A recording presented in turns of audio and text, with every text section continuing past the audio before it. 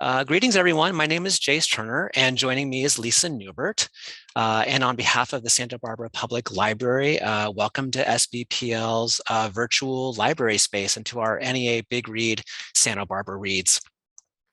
Each year, the library invites the community to read the same book at the same time, to spark conversations about issues that matter. Generously supported each year by the Santa Barbara Public Library Foundation, SB Reads gives the library the opportunity to give away hundreds of free books, to connect community members with one another, and to host conversations about important subjects. As you all know, this year's SB Reads selection is An American Sunrise by Joy Harjo, our current U.S. Poet Laureate and member of the Muskogee Nation. This SB Reads is special because we're joining cultural institutions from all over the country in the NEA Big Read program this year. The NEA Big Read program is a program of the National Endowment for the Arts in partnership with Arts Midwest. And with their support, the library is able to bring more books and more programming to the community. And we feel very honored to be a part of the larger discussion about Joy Harjo's work. If you haven't already, we hope you'll pick up a free copy of An American Sunrise at one of our branch locations and join us for other SB Reads events. Joy Harjo will be joining us for a virtual poem reading and Q&A on December 9, and the registration for all SB Reads events is open on our website, and we'll drop that webpage in the chat momentarily. At the end of this presentation, we'll have a short Q&A, and we'll also be adding a link to a Santa Barbara Reads survey in the chat box. It's a short survey, and we very much appreciate your feedback. Now, it is with my great pleasure that I get to introduce Nicholas Hummingbird. Staff at American Indian Health and Services highly recommended Nicholas for his passion and expert knowledge working with and preserving native plants. Nicholas has taken his 10 years of experience in the field to develop a curriculum on how to learn about California's environment through the traditional and ongoing knowledge of Indigenous peoples. Nicholas descends from the Cahuilla and Apache nations and was the founder and previous manager of Hahamongna Nursery, a native plant nursery in Pasadena. He has also worked on the Channel Islands doing large-scale habitat restoration with the National Park Service. We are very lucky to be joined tonight, so please join me in welcoming Nicholas Hummingbird. Thank you. Right on. Good evening, everyone. Thank you for being here, for taking this class. This is something exciting for me to be able to share maybe a very different point of view and set of knowledge that most people are unaware of, or it's about having appreciation for our environment and what that means at the end of the day, now more than ever. So today's topic is California. Of course, California native plants, a foundation of our environment and our ecological integrity. How important it is to understand that native plants are crucial to our very existence, our livelihood, and the health of not just us, but all the existential beings that derive their existence from the health and the beauty of this place. California today is a drastically altered place, and I'll talk about that. But it's important to realize that history has a huge role into how California has become what it is today, how it continues to play out. And of course, a lot of the issues that we see that have been ongoing have all largely derived from, a point in time with the beginning of colonization, global warming, the loss of habitat, the degradation of our environment, endangered species, even extinction of species. All these things are part of our very real reality today and will continue to perpetuate as time goes on. So where do we start? It's really important when talking about native plants is acknowledging Indigenous peoples. In fact, in Indigenous California, we are and we continue to be the human story in the translation of this environment. It's a mirrored existence. What we have gone through in the past couple hundred years is not anything different from what the environment has continuously been going through and subjugated to as well. In this mirrored existence, we continue to live and trying to revive and restore our cultural integrity, while also that requires us to advocate, protect, and always speak up for our environment, whether it's healthy land, healthy water, healthy air, the integrity of our native plant ecosystems and animal populations, and so much more. It's important to understand as Indigenous peoples, we have thrived and existed in California for well over tens of thousands of years. And in that, our culture did not reach some sort of climax and then therefore decline, except that our culture was exceptional as it was ongoing and continuous for tens of thousands of years because of our ability to coexist with our environment, contributed to its health and abundance, and of course, continuously adapting to the world and how important that is today, where we live in the context of colonization, and it has subjugated the world over, especially diversity, biodiversity, and so many other things that are really crucial for, the integrity of this planet, and how it's put us into a form of life that continuously works against it, even destroys it, and in our efforts to replace it. So in order to save and understand the integrity of our planet, it's about learning intricately the relationships that need to happen with our local environment, the appreciation of what the environment should be, rather than in our ways of thinking of what the spaces could be, and that's really largely a problem. Our gardens, our landscapes are always thought about what we want them to be, and then now we continue a practice of disconnect, of manipulation. It's really something deeper to understand what the environment should be and what it was, and begin what is really important is a healing process that sees endangered species start to rebound, but also common species that we take for granted to be much more secure and healthy, and hopefully abundant. California, as we know it today in its political boundary, is a very diverse place. People from all over the world continue to come to California. In fact, we have well over 40 million people in the state today. A third of our population is newly arrived or immigrant. So with that comes a huge cultural diversity with over 80 languages that are spoken. It's really important to understand that California is known nationally as a very diverse or culturally diverse place, and even internationally. But to think that current state of diversity is really pales in comparison to the indigenous diversity that has always been the very foundation story of this place. California has and always will be home to over 100, even 150 nations, distinct nations of people with unique and very powerful cultural practices, traditions, and of course, languages.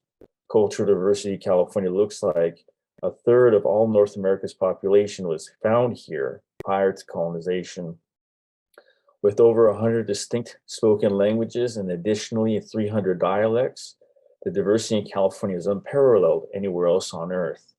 In fact, within Santa Barbara, that lies in the heart of the Chumash territory, there's really powerful and continuous Chumash culture and revitalization happening today, despite ongoing efforts of colonization to eradicate, replace, and oftentimes change the narrative, especially of this place and everything we see around us. As Indigenous peoples, we are constantly talked about and acknowledged in past tense erasure language. They live, they were. This is really taking out of context that we are still people that are alive today. Our culture is not something stuck in the past, but is very much a part of our present day reality and is very important for our future. What has worked for tens of thousands of years has largely been harmed by the past 200 years. And it isn't continuing the culture of the past 200 years of colonization that's actually going to lead us to a habitable planet or even a habitable place. It's actually the tens of thousands of years of cultural knowledge and practices that are key to our health and hopefully the abundance of the world, especially the paradise that California has always been. In addition to that, Indigenous peoples all over the continent, especially here in California, are often romanticized. Our cultures and our humanity is taken out of context.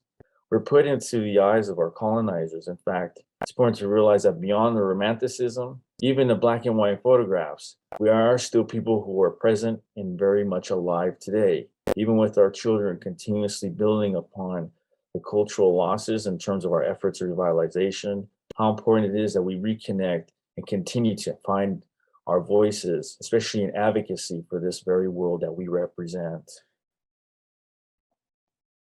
California's culture is powerful. And like I said, it was tens of thousands of years. We didn't have a pinnacle point in our civilization where we just reached this decline very rapidly or even suddenly. In fact, that was largely created by colonization. The reason why we have the largest tree species on Earth, like the giant sequoias, additionally, the tallest living tree species on Earth, the redwood, and several of the oldest living species of trees on Earth, the foxtail pine, the bristlecone pine, and additionally many others. All of those are direct results of California indigenous cultures and cultural practices. When you look at other civilizations with, the Colosseum in Rome, to the ancient pyramids in Egypt, it's important to realize that those are frozen in time where our culture and our practices and our monuments, if you want to call them that, were ongoing and continuously living, in which we are losing today in the first stages of this changed climate. Without the practices and acknowledgement of indigenous peoples' culture, and of course the freedom to practice that culture, we continue to see the very ecosystems and the plants that we were responsible for starting to decline very rapidly and suddenly, especially now more than ever. For thousands of years, our culture is continuously, is referred to today as traditional ecological knowledge. Now, there isn't any one particular type of traditional ecological knowledge. They're largely derived from place with certain ecosystems, with certain plants, and how beautiful that is, that there can be tens of thousands of unique occurrences and continual practices of traditional ecological knowledge throughout California. It's important to realize that this knowledge was an undeniable part of our daily and continuous spiritual life. In a particular day of, let's say, one of our basket weavers, it encompasses a very different way of life than many of us, kind of do today. For example, a basket weaver's typical day is practiced with nature, learning and continuously building upon that knowledge. Within the art of basketry requires mathematical precision. Today, we would look at that as geometry, but imagine geometry as a way of life and something that you practice and continue to build upon. Additionally, botany, knowledge of the landscapes, including landscape management and regeneration, especially with pruning practices, but also fire practices as well. Astronomy, master craftsmanship and artistry, all of these sciences combine into a way of life with constant and innumerable benefits, and of course, an ever-growing knowledge and intricate appreciation of nature, something that we don't really have in our day-to-day life, especially when it comes to our natural world. So, as Native peoples, in our culture, a symbol of consistent hope and hopefully a new beginning starts with something like propagating a single acorn and caring for that acorn as it develops into an oak tree. Oak trees are some of the most sacred plants, especially trees in California for most indigenous nations. It's in that responsibility of caring for this particular oak throughout your life that will soon see you leave this world with an oak tree in your place. That creates an insurance policy that will live on for possibly thousands of years into the future, giving hope and life for future generations. Today, it is really important. In fact, it's imperative. And it's also never too late to start learning and implementing sustainable and restorative practices when it comes to our natural environment. We've largely lost a majority of our old growth oaks. Systematically, they were cut down or replaced through a variety of ways, but we have one left, and she is Riashal, and she's down in Ekva Temeku, today known as Temecula, on the Pechanga Reservation. And the Pechanga Reservation has acquired not only the traditional lands surrounding the reservation, but also a very important part of their culture, and that is this tree. This tree is amazing because she is the last, oldest, largest growing oak tree on Earth, and she is a coast live oak. She's numerous stories tall. The canopy extends hundreds of feet in every direction. It's an incredible plant, and also it's an incredible space to be in. One that was pretty common in indigenous California. Imagine today having trees like this. We have hardly any native ones. We have other non-native plants or trees, but imagine a tree like this that continues to give life and has the possibility to live for such a long time. Part of the removal of these trees was to make space for livestock, Upwards to over 150,000 cattle at any given time were introduced and present on California's landscapes, introducing biological warfare that continues to play out today, replacing native plant ecosystems largely with non-native invasive plants, but also animals. Additionally, native oaks were consistently cut down for lumber, for firewood, and other necessary wood supplies. And as time progressed and population began to boom, it became much more apparent that these trees needed to be removed quickly. And so with that, you're oftentimes trenched around the burrows, stuffed full of hundreds of pounds of dynamite, and then blown into pieces. And in the aftermath, you've lost the integrity and the beauty of what this tree has stood for thousands of years. And it's a metaphor for what California has been turned into today.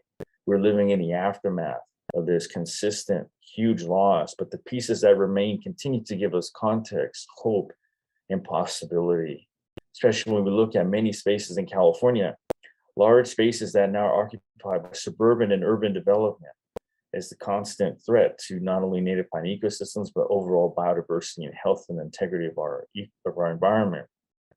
Many cities such as Los Angeles, Oakland, Central Coast, San Diego, Orange County, many spaces throughout the state with huge populations were, built upon one of the most prominent and abundant ecosystems in California, and that was the oak woodlands. California has the highest concentration of oak diversity on Earth, meaning we have more oak tree species here in California alone than many other places, and that's something really special. How in this landscape, you can easily see thousands, if not millions of oaks throughout the state, but additionally rivers, streams, creeks, vernal pools, immense water resources, an abundance of water, wildflowers, bunch grasses, additionally grizzly bears, populations of deer, antelope, elk, California condors, and so much more. A world full of beauty and abundance, one that has largely been, in the remnants of what's left is a small fraction and representation of what California has been. Our bunch grasslands are something that have largely been lost as well. Even to have knowledge of what native bunch grasslands really are is really kind of determining what your level of education and exposure is to native plants. But realize that consistently throughout California were these immense expanses of bunch grasses where you would find millions of wildflowers, bulbs, bunch grasses, of course, and then of course perennial annuals. This is a place where grizzly bears would continuously till the soil, populations of deer, antelope, elk, etc. Today, I'm going to talk about why grasslands are important as well, especially when it comes in the context of the San Marcos foothills. Today, this is a site that is far too common, an expanse of urban and suburban development. Now, this is the western portion of Los Angeles, which is a very affluent area. Let's remind ourselves that in these more affluent areas, you see a higher amount of greenery, especially trees and plants. This is not consistent with most of the urban and suburban areas, especially when we have a contrast between South Central and Eastern LA. It's important to realize that a majority, if not all of these tree species and possibly green plants are probably non-native plants, possibly even invasive. How it's important to make a really stark distinction. Native plants are really important because they will always exist in the space while providing many existential benefits to the environment, always providing and giving and benefiting the environment more than it could ever harm or detriment it. On the other hand, you have invasive plants and also non-native plants that continue to exist in spaces. While they exist, they always will harm or detriment the environment many times over than they could ever benefit it. So we subsidize their existence by giving them preference, giving them space, giving them copious amounts of water, nutrients, and other things, while they perform little to nothing of benefit to our environment, especially when it comes to species of birds, pollinators, insects, mammals, etc. For example, a stark contrast is the eucalyptus and the California coast live oak. The coast live oak has the potential to provide over 5,000 species worth of habitat. It is a keystone species with deep taproots that go into the groundwater, utilizing that groundwater in the hottest months as they endure the extremes of our environment, creating a cooling effect, but also a sanctuary, providing space of symbiotic relationships with specific plants and animals. On the other hand, you have the eucalyptus that grows exponentially with a deep root system as well, but it taps into groundwater aquifers and resources and exponentially uses them to the point of exhaustion. You have an incredibly unsustainable tree that continues to shed large branches in other parts of its existence and therefore creates a health and public hazard. At the same time, the leaf litter, the bark, and everything else toxify the soil, creating an environment that largely prefers its not only its own survival, but continuous survival of its species, favoring their own germination. Now, as one continues to take from the environment, the other continues to give, hopefully we begin to understand that really important distinction. Now, that eucalyptus will continue to grow in a space until it exhausts the groundwater and finds something else, but usually continues to take, while providing as much as 5 species worth of habitat, mostly a perch for specific raptors and other bird species, where the oak will actually reinvest into that groundwater aquifer, providing and putting more water into it, drawing upon it when it needs to.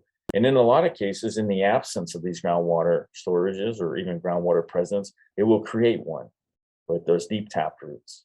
Understand also in the suburban and urban areas, there's an infatuation and preference from subtropical trees and plants. They stay evergreen. And those largely come from places around the world with large amounts of rainfall, a huge disparity when we talk about California's natural rainfall. Most of our native plants go down deep with their taproots looking for water. So they're not a threat to housing foundations, city streets, pipelines, sidewalks, etc. The only time you have a problem with native plants is when you utilize in small spaces or in close proximity riparian plants, such as sycamores, alders, bay laurels. They have incredible root systems that hold together the integrity of the riparian zone. So it's important to give them space. And so the other native plants we see, like oaks, toyo, and elderberry, they have those deep tap roots. They don't have that evolutionary need or benefit from solely existing from rainfall, especially when it's such a deep contrast between those subtropical, tropical plants that we see. That's why these subtropical plants destroy our sidewalks, they destroy our infrastructure, because they largely come from a place that is so different from California. Now, people complain, well, we don't have fall seasons in California. Well, when you replace the environment with subtropical plants that don't have transitional seasons, it's easy to see that way. Native plants are always indicative of seasonal changes and responses to the different times of the year. Subtropical plants, non-native plants largely do not provide that. We're always looking at our environment through a perspective of complete ignorance. It's important to realize that this is the environment that we've actually created. So let's get a little bit more context about that, how we look at our climate. So California is always referred to as a Mediterranean climate. Now that's a very Eurocentric way of categorizing California. California is unique and distinct. What we share with the Mediterranean region is the same as we share with Central Chile, the Western Cape of South Africa, and additionally the southwestern southern part of Australia. And that is a weather pattern that is very unique and also favorable for a lot of people. With the hot, dry summers, the cool, wet winters, and the rejuvenation of spring. Now, when we directly compare California to the Mediterranean, we take out of context not only how California is unique, but that California is actually the most extreme out of all 5 of these places. With our temperature extremes, especially in the summer, our prolonged and exacerbated drought, so many other factors really come into this, where it's actually having the appreciation of California, also having an appreciation of the Mediterranean region, and additionally these 3 other places, and seeing and appreciating the commonalities and the consistencies, but also their very important distinctions. It's important to understand that 5 of these places on Earth are responsible for 20% of all plant diversity. Also, these places happen to be home to some of the most populous and urban dense places on Earth. Habitat loss and loss of plant diversity in some places like California happens to be greater than many of the tropical rainforests that are constantly being lost or threatened today. Some ecosystems such as coastal sage scrub, chaparral, oak woodlands are very high in diversity, yet there's little to no awareness or protection for their survival and continued existence. As we go on, rainfall is varied throughout the state. For example, 2/3 of our rainfall falls in Northern California. 10 inches happen to fall on average in SoCal, and around 2 inches in the desert areas. So people are always saying places like LA, places around coastal Southern California are always the desert. When you look at the disparity, the deserts are truly a desert where our places are more of this type of California climate. 80% of our precipitation falls between November and March, and that's supposed to be normal. We're not seeing very normal things these days.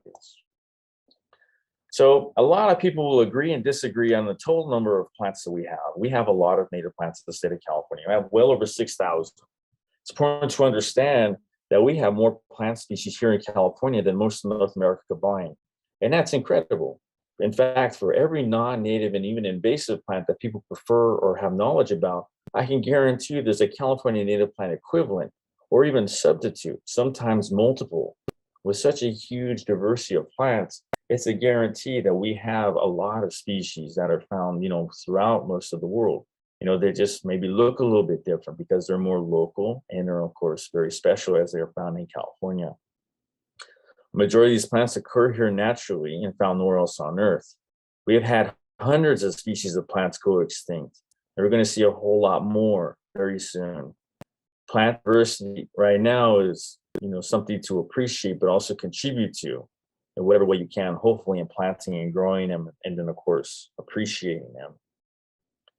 We have very unique plants in the state of California. In fact, here's a very short list. It won't do justice, but it's just a very short list. The tallest living species, the redwood, the largest, the sequoia.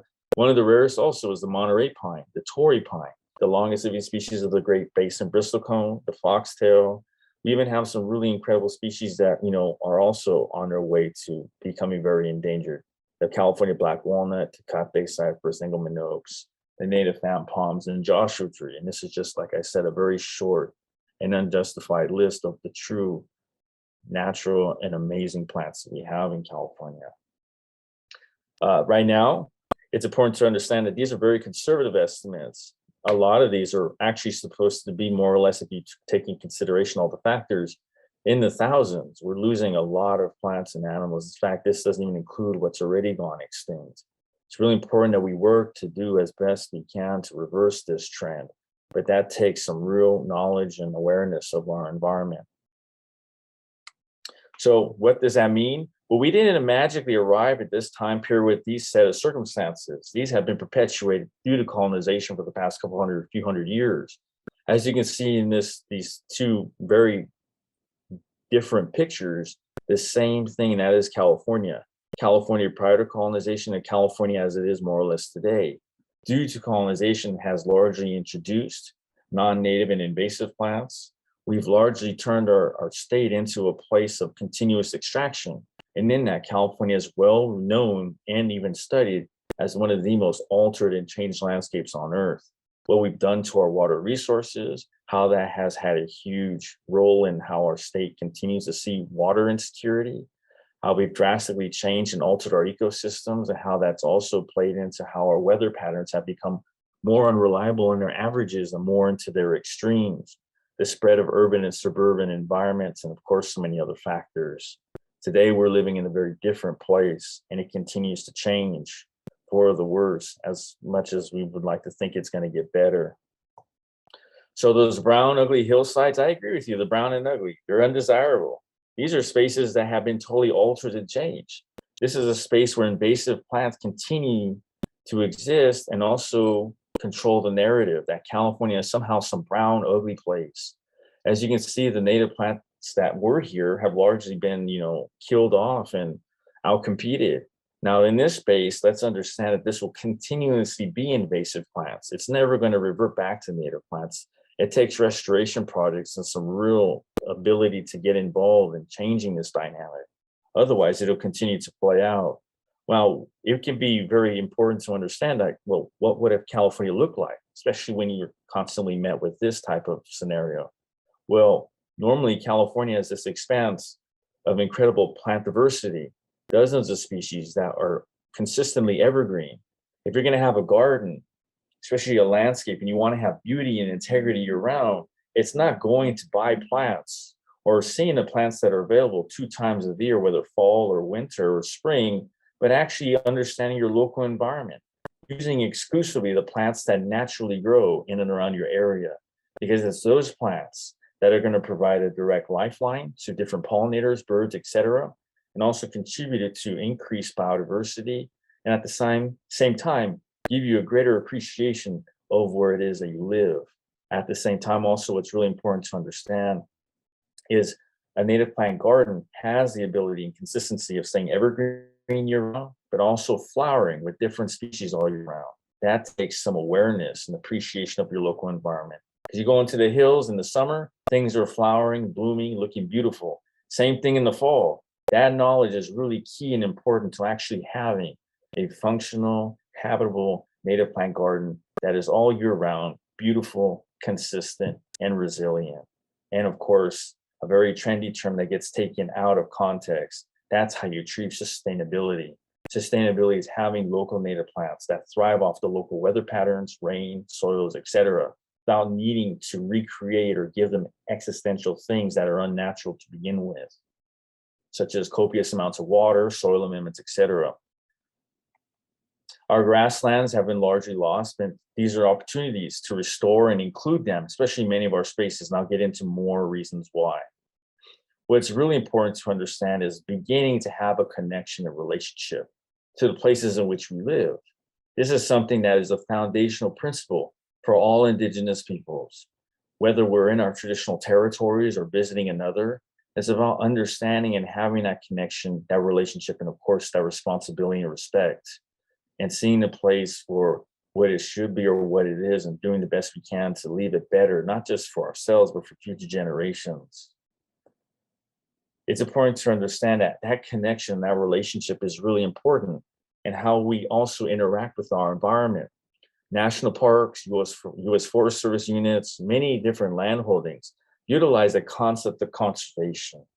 In this concept, it's always about thinking of nature as it's some sort of museum, that you visit it and then you remove yourself from that space. But it's always a guarantee that if you were to visit someplace like Yosemite, maybe 5 years ago, you went and saw Yosemite tomorrow, the Yosemite you see tomorrow is going to be in the decline and probably in a worse state than it was 5 years ago. Because continuously looking at the environment through this museum lens, we consistently see many aspects of it not only lost, but oftentimes irreplaced. We see bunch grasses in this scenario can oftentimes live for hundreds of years. But in this scenario, we'll always reach, maybe the possibility of several or a couple decades, as they have no regenerative property or regenerative culture being practiced with them. Our environment left to its own devices is extremely limited and is consistently in a weakened state, especially now more than ever with drought, increased temperatures, wildfires, invasive plants, etc. In a regenerative relationship, it's actually seeing yourself and I as part of the solution. In fact, it's been a part of that relationship for thousands of years with native plants. It's having this ability to use native plants for food, for medicine, and material. What that takes is also extracting something, but in that relationship, giving something to the plant. In fact, giving to the plant actually sees the environment as a whole do so much better. Some of those methods are burning, cultural burning, or coppicing. Coppicing or burning oftentimes take the plant down to the ground, or even pruning certain plants to reach their full potential. In this cycle, this bunch grass can live for hundreds of years, and that regenerative cycle sees many plants have the same possibility. So this is a very important term. This is where the plant grows, and this is where all the medicine's at. When you gather them, this is what you use. Now, it's important as you go further down the stem, what becomes very prominent are these things called growth nodes as they become much more apparent. As you go further down the stem, you take the growth back. And in that growth, going further down to the more sustainable part of the plant where it can facilitate the abundant new growth, you have a very different response in trimming and also utilizing this plant. That you take what it is that you need initially, and then in the aftermath, you provide a plant that is actually reaching its full potential, that it's incapable of without you or a certain herbivore or other environmental factors. So when you come back to these plants, instead of a singular apical meristem, you have as minimal as 2, sometimes 3, or even up to 5 or 6. So when gathering what you need initially, you have a healthier, more abundant plant in the aftermath that produces many more flower stalks, that see pollinators have a possibility to rebound, become healthier, and start to expand their populations, and how that reverberates up into bird species, mammals, And even the seeds, the copious amount of seeds that come from this growth that also creates more plants, but also a seed bank for the environment. How important it is that we think of ourselves so selfishly. What does a plant give us? What can we get out of it? What is it that we can give the plant? And in our relationship, we will always have more than we could ever need while actually providing an existential benefit to our environment. That's what it's all about. Like I said, 6,000 native plants in the state of California, every single one through our culture has a use for food, for medicine, and of course, material. That's one way of practicing management, that is pruning and gathering. Today, also an important component that has been largely eradicated and suppressed is fire. Cultural burns are key to the health and also the integrity of entire ecosystems rather than just single plants. Today, it's important to understand cultural burns are needed more than ever. In fact, are something that you cannot eradicate. When you think you can suppress and try to replace fire, that's where we get these unnatural, never before seen in evolutionary history, consistent, devastating wildfires. In fact, climate change, like I said, has been ongoing and perpetuated by colonization. In California, climate change increases and continues to increase the likelihood of extreme wildfire conditions. Autumn seems to be the time of the year in which this is very persistent for a variety of reasons. California experiences devastating autumn wildfires, especially in more recent years. These have coincided with extreme fire weather conditions, especially during periods of strong offshore winds, such as the Santa Anas, dry vegetation due to drought, and the persistent La Nina that we're currently in. And then, of course, these extreme temperatures of heat and prolonged heat conditions. All of these continue and really exacerbate in the fall, because fall is a time where you have relatively low humidity, the presence of Santa Ana winds and other factors, which greatly increase the likelihood of a fire and its possible devastating potential. So today, fire mitigation is largely about control and suppression.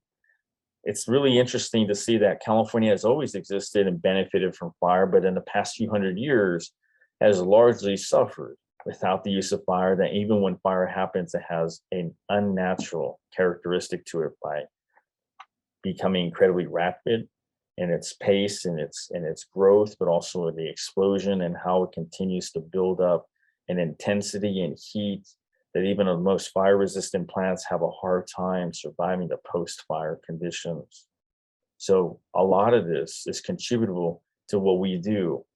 For example, we're infatuated around our homes with having this type of scenario, this open space that's literally home to nothing, whether it's weeds or native plants. Let's talk about that. I'll talk about that in a few slides. What's exacerbated is, how we continue to influence the environment, sometimes in a lot of ways unintentionally. Whatever we do in our spaces has a far-reaching impact, especially on our natural environment. In a place like Santa Barbara, with the mountains right there, with all these natural environments, it's really important to understand that what we plant in our yards and our spaces, whether non-native or invasive, can have the potential to spread beyond control. So this is where the introduction of invasive and exotic plants begins in a lot of cases. This is where higher severity and frequency of fires really begins. Additionally, other things such as companion animals or pets that have acted and continue to be unnatural predators and also competition for local wildlife. House cats left to be outside kill collectively all over the world billions of species of birds, reptiles, insects, amphibians, etc. And we don't really consider them as anything more than just our pet. Of course, trails are additional spaces that are constantly being disturbed, and as we continue to move from place to place, we oftentimes bring invasive seeds on our shoes and we deposit them in other places, and how trails favor the conditions in which invasive plants get established and thrive. And then, of course, additional pollution continues to harm our plants as we look to them to clean up our air. It's really important that they also need clean air too. In the home, a reason why a lot of people are not successful with houseplants is because you do not have a window open regularly, because the indoor air quality is so much worse than it could ever be outside. So you need regular airflow to also for your health, but also for other things like houseplants, etc. Additionally, native plants need the same thing. loss of habitat integrity, and of course, habitat fragmentation. When wildfires come through, people wonder, well, my house is going to burn, and it's always demonizing and looking at our environment in this horrible way. But this occurrence should not be happening. In fact, it's happening now more than ever, introducing and purposely putting people in harm's way, especially when you suppress fire and you allow invasive species to influence and also exacerbate wildfire conditions. It's a catastrophic potential that will surely play out sooner than later. Wildfires are less common along the coast because of the cooler, more humid summers that we tend to have, but are largely occurring in the fall when that marine layer is less common and also making temperatures warmer, and also the huge drop in humidity. Add in the Santa Ana winds, we have some interesting times. Some invasive species moved in by people intensify wildfires. Once again, the eucalyptus is one of those. In 1937, Franklin Roosevelt initiated a nationwide fire prevention program highlighting the role of human carelessness in the creation and exacerbation of forest wildfires, and then later on took on the more iconic Smokey Bear. It's important to realize that fire suppression and eradicating fire are directly tied to colonization and the suppression and elimination of indigenous cultures. Strategies today for wildfire prevention are detection, control, or suppression, and those have varied drastically over the years. One common and more trending technique by reducing the risk of wildfires or the potential for catastrophic ones is doing something that's just been recoined or retermed as controlled burning. What these really are indigenous cultural burns. What these traditionally are igniting smaller, less intense fires to minimize the amount of flammable material that becomes, a potential for large-scale wildfires. In California alone, the U.S. Forest Service spends around $200 million a year to suppress about 98% of the wildfires that tend to flare up, upwards up to $1 billion or more in suppressing the 2% that largely escape the initial control and being put out. These costs vary widely from year to year, depending on the severity and the intensity of each fire season. In the United States, local, state, and federal agencies collectively spend tens of billions of dollars annually to suppress and fight wildfires. Now, that money be better used in cultural burns, habitat restoration, and land management through traditional ecological knowledge. Today, because of warming, frequent droughts, and the legacy of past land management and expansion of residential areas, have introduced people in ecology and made both more vulnerable to wildfires. Globally, overall, the length of fire season has increased by nearly 19% since 1979 into more recently 2013. With significantly longer seasons in California, since 1985, more than 50% of the wildfire area burned in the United States can be attributed to anthropogenic climate change or global warming as we know it today. In addition, fire suppression has allowed a buildup and accumulation of fuels within many ecosystems, making them much more vulnerable to the explosive and destructive wildfires that we see today. As of last year, more than 4 million acres have burned, reportedly double than the total of 2018 wildfire statistics, becoming a record highest. Out of the 6 biggest fires in the state of California, 5 alone took place in 2020. As a result, 31 people were reported dead, 9,200 structures were destroyed, and that was just of October 14th, 2020. Lastly, with increases in human population, communities continue to expand into areas that are higher risk of wildfire threats, making populations more vulnerable to structural damage and death due to wildfires. As of 1990, the average annual number of homes lost to wildfires has increased exponentially by 300%. Almost 900,000 residences were today found to be in high-risk wildfire areas. So it's important to realize that wildfires, a majority of times, are started by human activity. Today, in the aftermath of the Thomas Fire, you can see largely what this hillside was covered in. Intense, really intact chaparral. And even years later, the chaparral is having a hard time revitalizing and coming back. And in fact, what's taking over this ecosystem is the non-native and invasive fountain grass, which exponentially produces the worst catastrophic type of wildfire, and it will have the ability to do that annually every year rather than every decade or so with native plants. So we've changed it. And when the wildfires hit, we start to see what's really, problematic. Landscapes, in a lot of cases, are subjugated to these unnatural, devastating wildfires, where even fire-resistant plants struggle to come back. And what's left in the aftermath is wildlife, largely devoid of their habitats and even the spaces and the plants they need.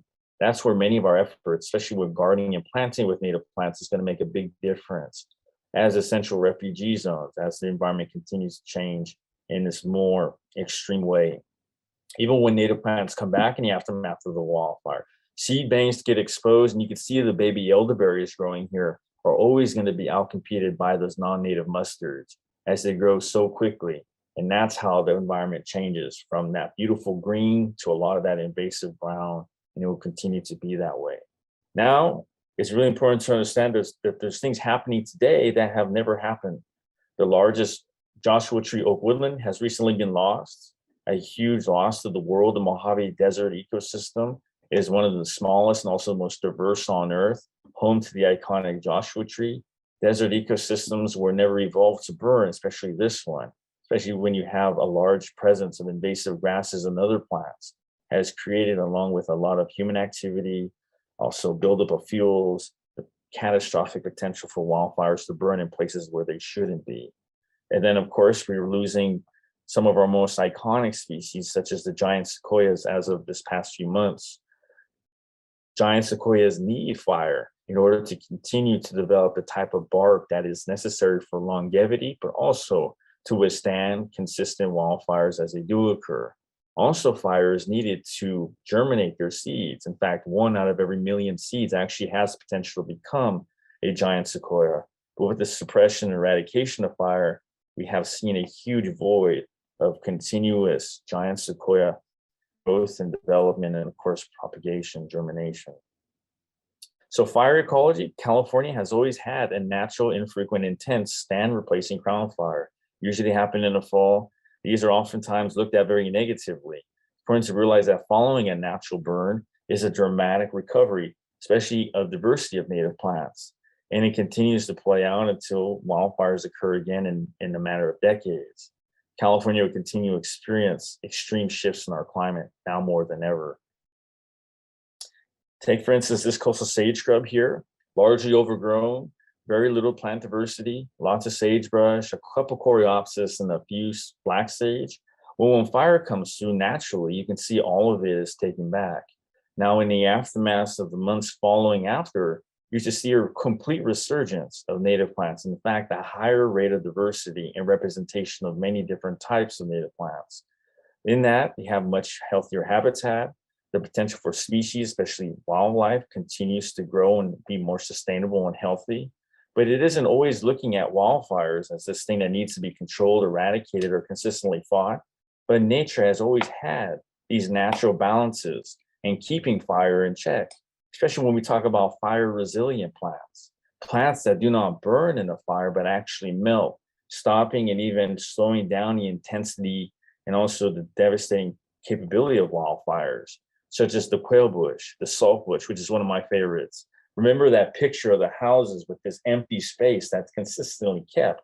Imagine when you have native plants in that space, but more effectively, fire-resistant ones. They hold that space as an effective fire barrier.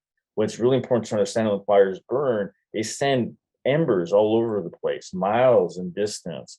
And it's those embers that ignite and small fires that start to create new fires and a new fire line, and it becomes really hard to fight multiple fronts of wildfire. When you have plants like this that capture those embers and they fall through the canopy and they get dissipated at the base, they're really important in protecting structures, but also the integrity of the environment and also the intensity and spread and so much more when it comes to fire. So as you see that quail bush in the fire, largely melted. It's still intact and even evergreen. This is responsible for saving a large portion of coastal sage scrub on this particular hillside. The quail bush is largely a plant that most people would never utilize or plant, and it is very unappreciated. But when you look at this plant, it's important to understand that it goes completely to flower and it produces tons of seed. Those seeds are in the same family as quinoa. and therefore are a really important food source. Some really important plants that are fire resistant that are fairly common in places like Santa Barbara County and southern parts of Southern California: lemonade berry, quail bush, Jaiva haitiana, sugar bush, agaves, yuccas, coyote gourd, prickly pear cactus, toyon, even coast live oaks. All of these plants are really important when it comes to mitigating the potential for wildfire. Now, it's important to understand cactus is largely looked at as a favorable alternative as a drought-tolerant, yard or garden. But realize, out of the total number amount of plants that we have, around 5% are true cactus and are found solely in our desert ecosystems. Outside of the deserts, we have upwards of 6, maybe 7 true cactuses found on the coast, and they largely occur from Santa Barbara County into northern Baja. So we are really limited in our cacti species, especially outside the desert. And yet that's the number one thing people think of all the time when it comes to native plant gardening, sustainability, and of course, drought tolerance. In this ecosystem, you see a lot of prickly pear cactus, lemonade berry, and then something we always look at is this brown, ugly, dead stuff. Well, these are native plants that have gone summer dormant. Majority of our plants go dormant in the summer, which is really important to survive the intensity.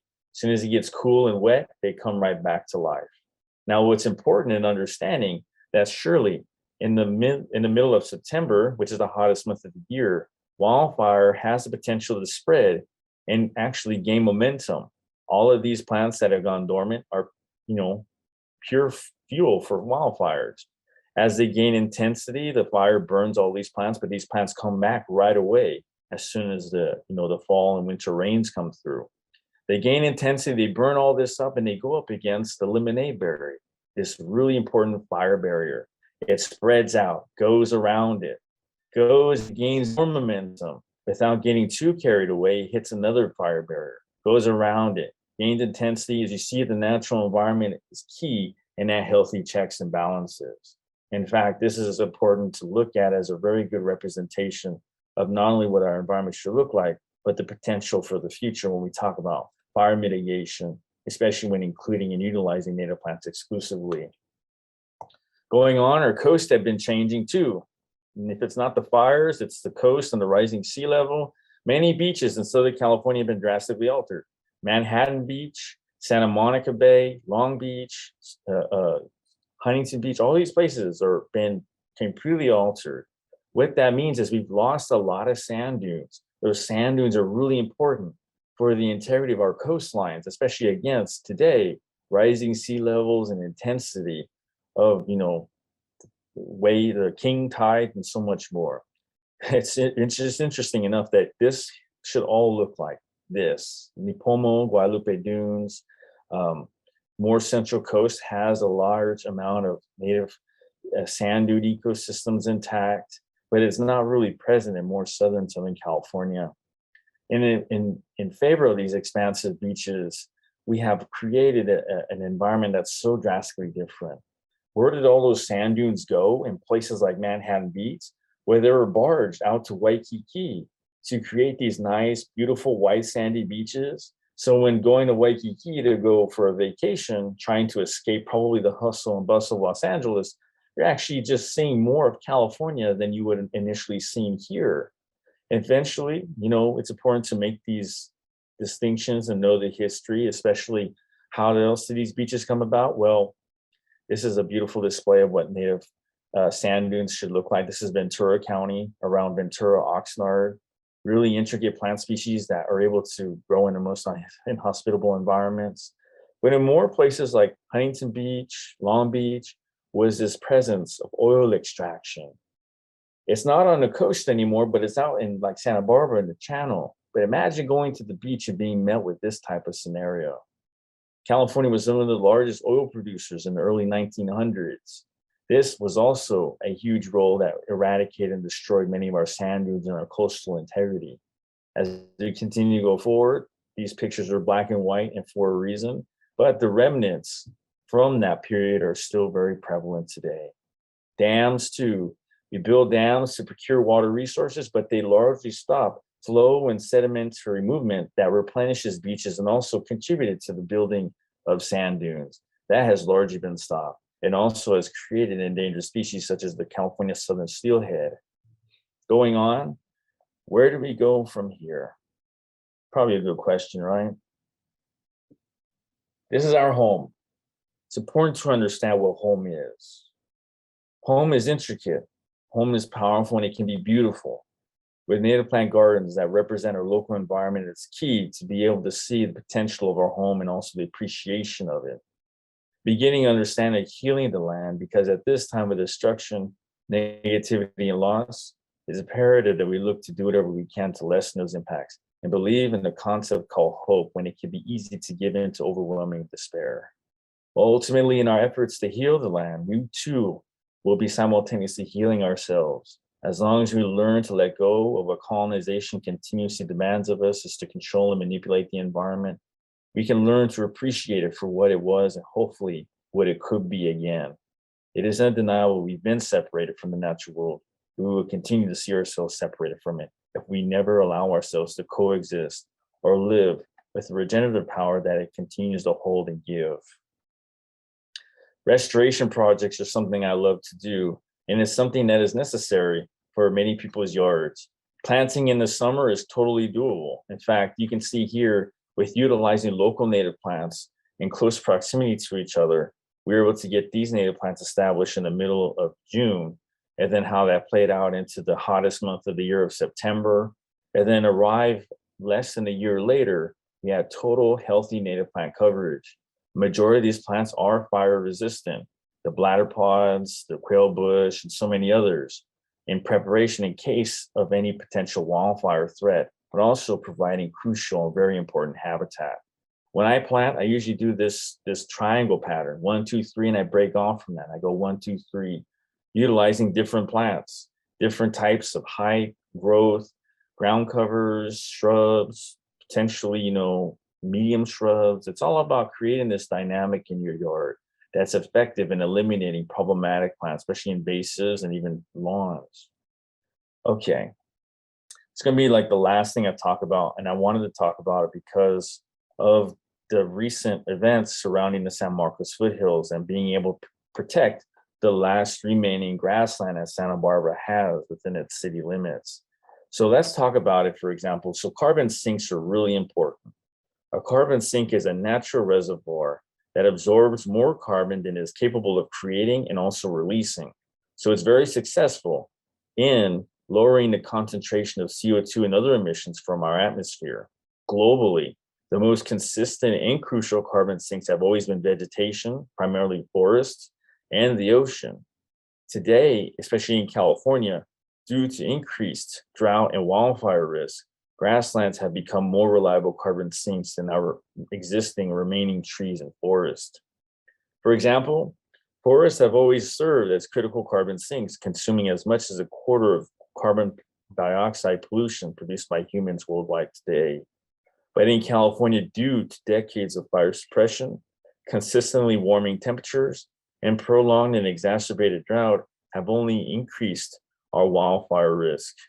Therefore, California's forests today have gone from being critical carbon sinks to some of the largest carbon sources and emitters.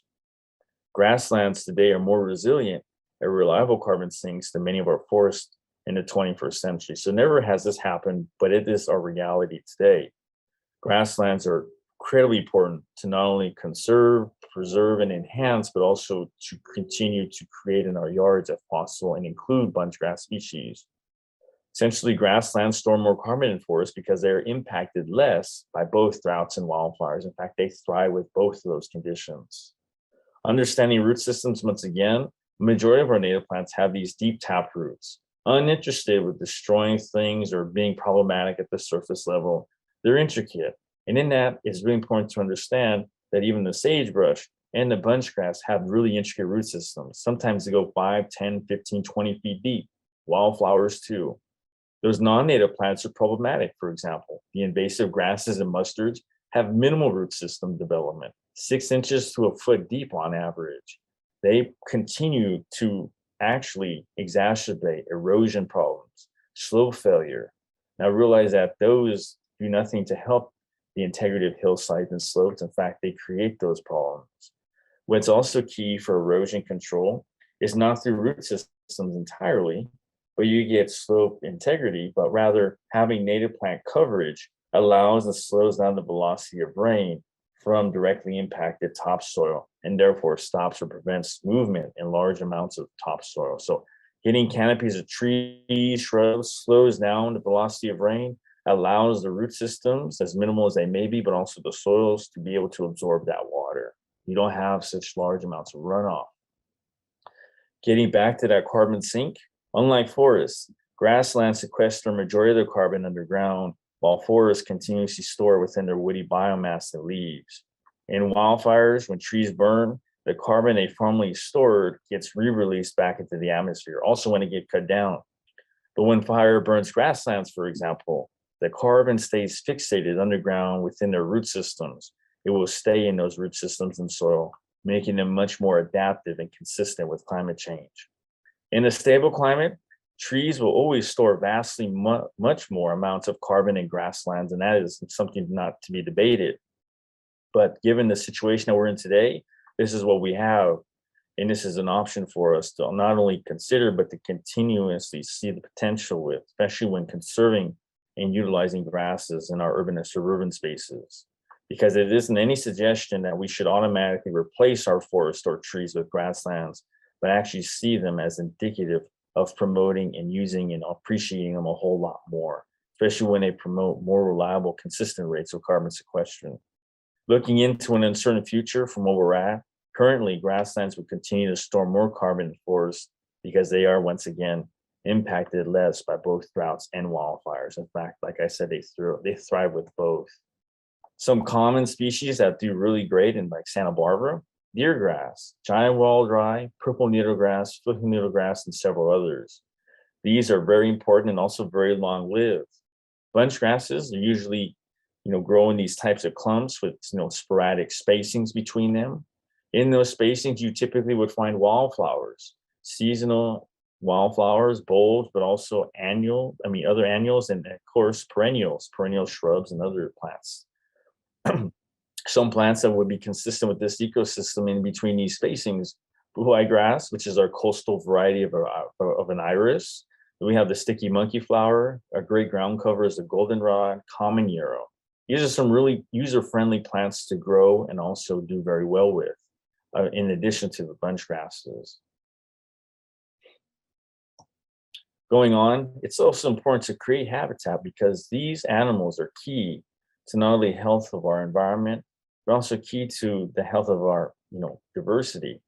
When we allow animals to come into our space to benefit from the gardens that we create, they continue to take those plants and put them elsewhere.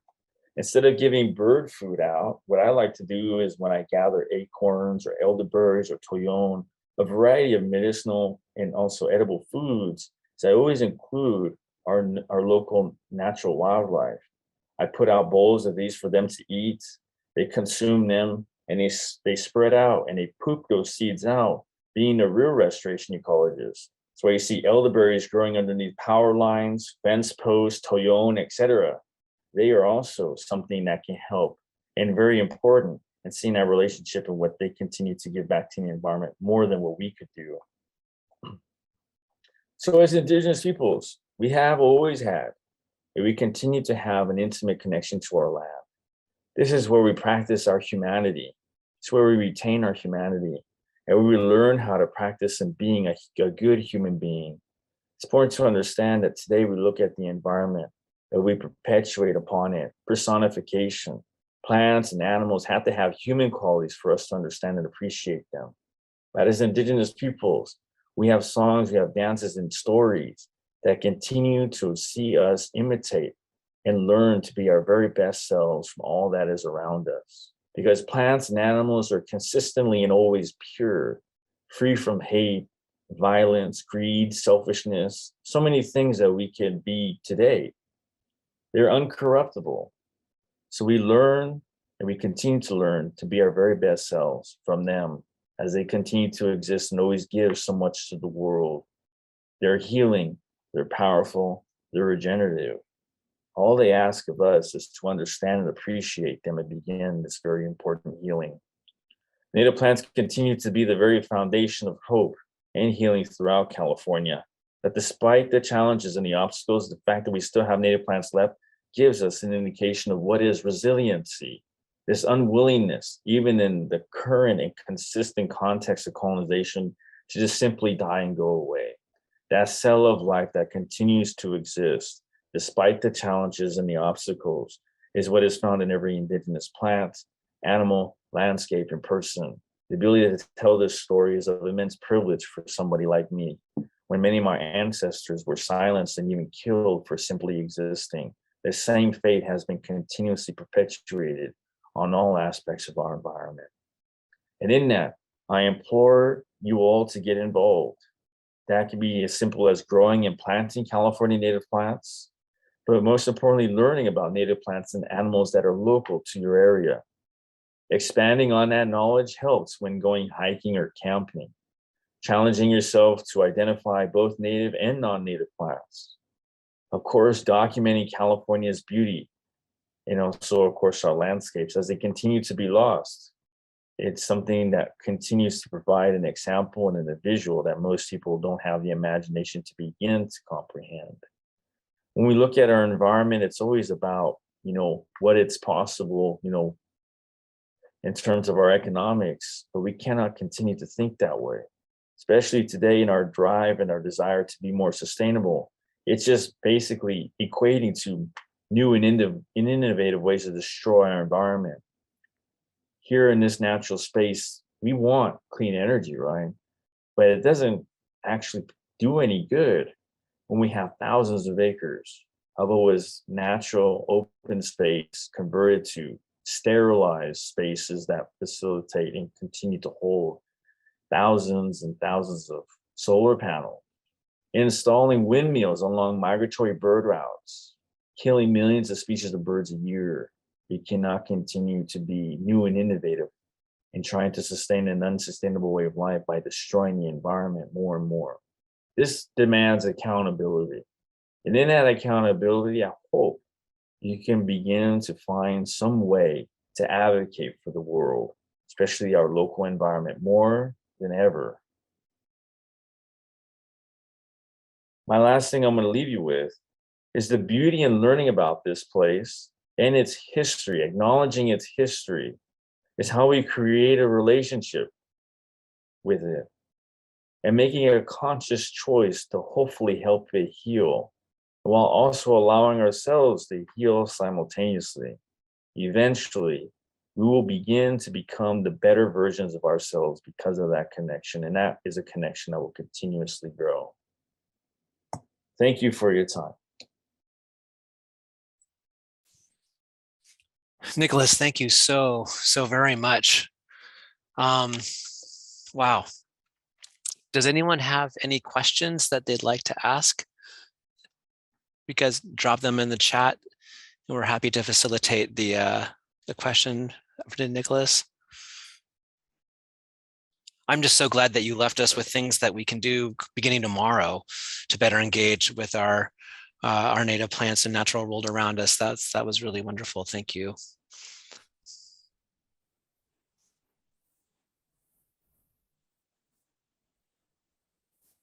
It was really wonderful. Really great presentation. Just beautifully done. Thank you so much. I learned so much. I'm glad. Wow. I think today the biggest problem I think most individuals have is we know there's something wrong and we want to do something, but the solutions really aren't provided. And so we're all capable of making really big, even small changes. And it just takes becoming more aware and appreciative, and how that's key for all of our ancestral history all over the world. Wherever we come from, we had this really intricate connection to the land, and colonization uprooted people, moved people around. And even in some cases, for those of us who continue to exist against colonization, it continues to destroy our very life and existence. And it's about fighting that for the integrity of what everything was, what we need collectively is healthy land, water, and air. These basic common denominators. If we can come together on that, we begin to have some really important conversations and also acknowledgement of what we have in common with one another more than what is our differences. In Indigenous California, it was always about taking that out of the equation and creating this type of society, and of course, extraction of the environment, in which you're so far removed, and in that injustice, it's simplified, but it's intricate, it's deep, it's harmful, it's tragic, it's ongoing violence. And how do we break that cycle? Well, becoming aware of it and actively looking for the solutions, and the solutions are a lot of our cultural practices and of course knowledge. So I hope any of you, as you continue to see the hillsides behind Santa Barbara, realize that that's an incredible natural occurrence. The fact that those mountains, the San Ynez Mountains, go from east to west, that occurs nowhere else on Earth. In fact, there are several mountain ranges in Southern California: Santa Monica's, the Topas, Santa Ynez, San Gabriel's, San Bernardino's, and the Tehachapi's, consistently, because of our geography, created these mountain ranges that run parallel east to west, where 99.9% of all mountain ranges on Earth have an orientation like the Sierras of north to south. What that did was it created unique and very beautiful spaces: San Fernando Valley, the Los Angeles Basin, and so many others. But it brought plants that are largely found concentrated on the coastlines further inland, and how that also plays into a lot of our unique climates, especially how we were able to, in a matter of hours, if traffic's okay, to be surfing in the morning, drive through the valleys, play in the snow in the mountains, end up in the deserts, all within a day, experiencing immense ecosystems and plant diversity and even animals. That is something very special and parallel in California and should not be taken for granted. Wow. Hey, Nicholas, we've got some questions that have come in, if you don't mind. First question, do you have any suggestions for learning about growing organic native food? So that I gotta say something. Well, organic gardening today is it can be harmful. I mean, in our understanding what that actually is, that's a big topic.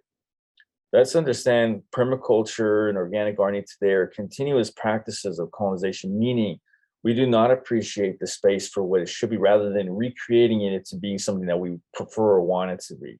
That's working against the natural environment so much. You got to bring in soils that are rich in different nutrients. It takes a lot of work. You have unnatural occurrences and infestations of pests and so many other factors. And in that, you're constantly putting excess work and working against the environment. And if you give up or stop at any time, you're set back all the way to zero almost. But when you look at native plants, they consistently are not only providing us with food and medicine, but they provide something more existential, such as environmental integrity, healthy air, healthy land, healthy water, and how that is true sustainability. And let's understand organic vegetables and things today have largely, due to colonization, become manipulated and GMO'd. They haven't been like in the more recent tense, but further in the past. The strawberry that we see today is a frankenfruit that's 10 times larger than the natural occurring strawberry that it originated from. So with that, strawberries are always the most toxic fruits for our bodies because they're concentrated in both herbicides and pesticides. When you get a strawberry, it's very vital and important that you wash it thoroughly, because it's one of the only fruits, if not the only fruit, that does not get cleaned prior to be put into the marketplace, because it damages the product. So when you look at all the things that destroy our environment, organics and other things continue to give us a false perception of what is sustainability and also healthy living. Healthy living is actually substituting a lot of these organic plants and things with natives, and there's a large amount of them to work with. Now, try to find an original tomato or corn. It's almost impossible today. And in fact, the thing that we have in seedless grapes, seedless watermelons, those should terrify people, because seeds have been a large part of not only fruit, for fruit development, but also for dispersal of plants, the integrity of plant species. To think that we somehow have created fruits and vegetables without these very important essential components is terrifying. So native plants obviously can be much smaller. They can be a lot tastier though, but they have so much more vitamins, nutrients, and other important factors for our bodies. And they actually give us so much more than we oftentimes take into account: healthy land, water, and air. So we have a native elderberry, California native grape, 2 varieties of native grapes, California native cherry. Additionally, we have the California bay laurel, which is the California equivalent of the avocado. Same family, just different taste, different look. Same time, we have immense amounts of plants, chia, different salvia species. I can go on and on, prickly pear cactus, roses. All these plants grow in our space naturally. Don't need a whole lot of water, in a lot of ways, but benefit from more, but even benefit more from when we gather them appropriately. This is a relationship that you take care of them initially, and whether you leave them alone or not, will continue to give and give and give without, us tending to them, but they do much better when we tend to them. And this is a lifetime of benefits and, of course, relationship that continues to give more to the environment as well. Pollinators, birds, etc. So it's not focusing on the me factor, it's the we factor, the sustainability, that what it really is. Native plants are the only thing that's key to like food sustainability, security, and of course, the same thing with our environment. All they ask and need is to get planted. Sorry, Jason. No, it's fine. All these questions are popping up, and there's such great ones. I want to give you an opportunity to answer a few more if we have time. Here's an interesting one, because you were talking so much about fires. We've been adding natives to our yard and have a thriving yerba santa that is rapidly recolonizing its former terrain. What's yerba santa's relationship with fire? Is it something we should encourage in the yard in front of our home? So the fact that you have a yerba santa doing really great is really, my hat's off to, because a lot of people struggle with that plant. It's very finicky, especially when it's not like in a space where it should be growing. So the fact that it's doing really well is great. Now, in the absence and the utilization of fire, what we tend to do today is the same effect as by coppicing it, cutting it down to the ground. So one important thing about rhizomatous plants is they tolerate wide amounts of disturbances. In fact, whether it be dug up or eaten by different animals, they tend to thrive with being, disturbed. So the thing today, and I was talking about this with you, Jace, earlier, is how we look at native plants and we plant them, but we don't know what to do with them after that. We don't know, we feel uneasy, unsure about trimming them. These are plants that tolerate and facilitate learning. In fact, I just gave you a lot of skills right now that should help you on that. But what's really important to understand is when we leave native plants from devices, they can put on new growth on top of old growth and become very leggy. At any point beyond that, it can be very hard to try to take that growth back or even create a healthier plant. It's kind of already gone to a certain extent. Now, when you look at, for different contrasts, in ornamental plants, bushes, shrubs, trees, grass, what's that regularly getting? Cut, managed frequently. And they always look green, they're always blooming, and they're always doing stuff because they're constantly being managed. Now, native plants do not require that same level of commitment and management. In fact, it's a lot less frequent. We're talking in the fall, maybe in the winter, in the spring. So it's really seasonal work that creates the same kind of response less frequently with less resources, such as water, nutrients, and space. At the same time, this summer is a large part of the year that we obviously are, subjugated to some extremes, heat, drought, and we would leave our plants alone. People don't understand that at least 60 to 70% of our native plant species in California go summer dormant. The only time where we see fall and winter dormancy are in the higher elevations in our mountains, particularly in the Sierras, and also in our riparian areas. But everything else is in response to this environmental extreme that is prolonged over a large amount of time. Summer is intense. Longer day periods from 6 a.m. to 8, 9 p.m. and it's hot. So native plants need to endure and also survive that, so they go dormant at that time. As soon as the winter and fall rains come around, they come right back to life. Now, when you look at plants that go dormant in the winter and fall, primarily they're in much frigid, colder conditions. Even with the presence of snow, they have that response in order to endure a prolonged environmental extreme. It just doesn't happen to be like that in California. In fact, it's the summer for us. That hopefully starts to understand people like that. Brown that you see is not dead, lifeless plants, but plants surviving against a lot of incredible odds. Staying stationary in the middle of the sun is not ideal for a lot of us, day in, day out, yet the plants do that. But we also need to understand that because of environmental factors such as pollution, invasive plants, a lot of these plants largely would have been staying evergreen, but in response to these pressures have resorted to more of this deep drought response and also this really intense looking type of dormancy. Thank you, Nicholas. A couple more questions. We're running out of time here, but where in Santa Barbara can people volunteer or support local indigenous people's efforts to protect native plants, ecosystems, and all that should be treated as more sacred? So that's a good question. There are different groups. Definitely, there are some, UCSB has an affiliation with the local Chumash Nation and the Chumash community, which is really important. Santa Barbara Botanical Garden has some, but it's anything directly. I'm not sure with COVID. Continue to maybe look around. Great, thank you. Let's see. Here's an interesting question. At what point in history is a plant considered native? That is, some plants have been here for hundreds of years, but where did it originate before that? So how do you kind of determine what a native plant is? That's a very technical. Well, anything that I cannot use in my culture is something that I consider non-native. It naturalizes what the terminology is. To realize that we have very specific knowledge and use of this very important native plants. These non-native and introduced plants continue to create the decline and rapid extinction and altercation of our environments. And we as cultural people are losing a lot of that. But, that's very selfish and elitist for me to say that, because what's being lost in greater capacity is a habitat for plants and animals. This is their very livelihoods. And it's something invasive and non-native plants continue to take from them as well. Understand that we have large, consistent stands of yellow mustard that were introduced, in the beginning stages of colonization. Now, the reason why those mustards continue to exist and perpetuate in such huge numbers is because of also the simultaneous introduction and also preference for having a honeybee.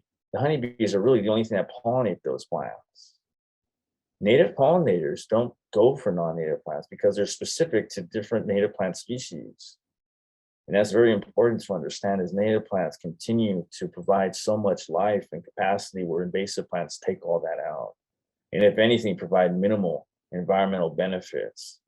All that brown you see of those invasive annuals, they're not sequestering carbon. They're not providing, soil integrity or health. If anything, they're doing that maybe at minimal a couple parts of the year. They continue to grow and they provide existential, pollution rates and levels, because they allow more pollution to be, consistent and present in our atmosphere. But also when they do burn, which they do frequently, they produce and put more into it. So there's a lot of conversations to have about, this possibility of plants that have been here for so long can be possibly native. But like us, we were sought to be replaced too, but here we are telling the stories on behalf of those that have largely paid the price of, this desire to eradicate and of course, create an alternative environment. So there's a lot of ways to justify and argue this, but as an Indigenous person, I know what that is and I don't back down from it, so. And just one last question, since you mentioned the mustards, we actually have a question here. Where can we get a list of native bunch grasses and wildflowers that we can use to replace the mustard, for example? So there's some really great online resources. One of them is free and it's called Calscape. Essentially what you do is you can even put in your zip code or your city, and it gives you a good amount of plants that are recommended. But nothing is better than actually going out hiking and being present in the natural area and seeing what's actually growing there. Now, with that, there's now a really great resource with certain apps that allow you to actually point your phone and camera at them, and it tells you instantly what they are. I was with a client on their property a couple of years ago, and they're asking what this plant was, what that plant was, and I was telling them, and they're looking at their phone like, oh, you're right. Like, well, what do you need me for? There's these really wonderful apps that make things so much easier and really give you instant results. So there's nothing that can directly, replace being much more aware and appreciative of your local environment. Of course, there's native plants that need to be reintroduced in some cases, especially in the city and urban areas. But Calscape is really great at making suggestions.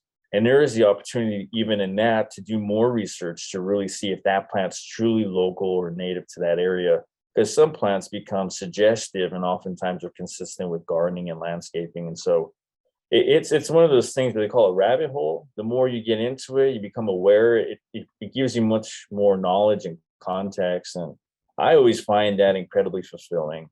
I'm still learning so much today, but there's nothing greater than a source of learning that I've had, and that is exposure and being in a natural environment, experiencing it at different places at different times of the year, because it's always changing and it's resilient. That's wonderful. Thank you so much. I want to thank you for your time, Nicholas, and for your knowledge and your expertise and sharing all of that with us tonight. We will send out a short bibliography of books and maybe even some answers to some of the questions that we didn't get. So I'll be sending that out to everyone that registered for the event tonight. I want to thank all of you guys for joining us. And I really encourage you all to pick up a copy of An American Sunrise by Joy Harjo, read the poems, share the poems, and participate in SB Reads in any way that you can. Again, thank you so much, Nicholas, for joining us tonight. It was fantastic. Thank you, guys.